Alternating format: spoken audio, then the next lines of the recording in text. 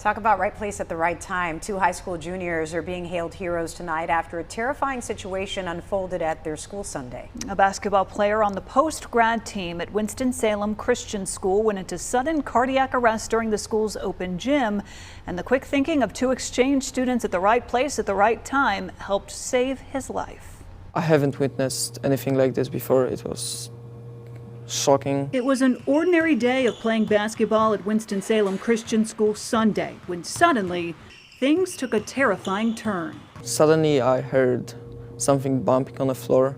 I turned around and I saw DJ laying on the floor. But then one of my friends ran in here and he's just crying and really upset. And he's going, "James, he's dead. We don't know what to do."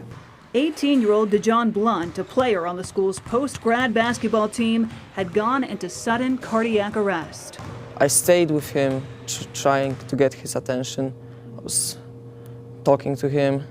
He was shaking, and then his chest stopped moving. Simon began immediately administering CPR after noticing DJ wasn't breathing. That's when James, another junior at the school, came running in to help.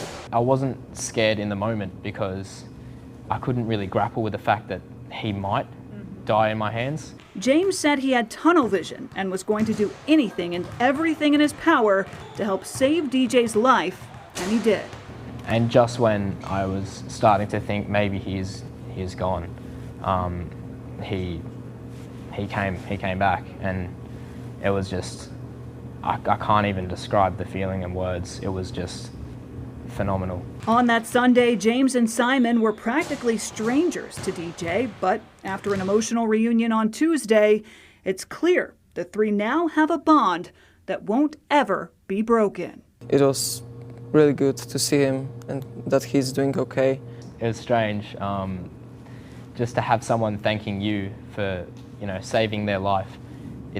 You never really would think that you would be having a conversation like that with anyone ever. Those two teens, by the way, are both from other sides of the world. They're exchange students from Poland and Australia. You probably heard in their accents there. DJ has since been recovering at a local hospital. I spoke to his father on the phone this afternoon, who says he is improving.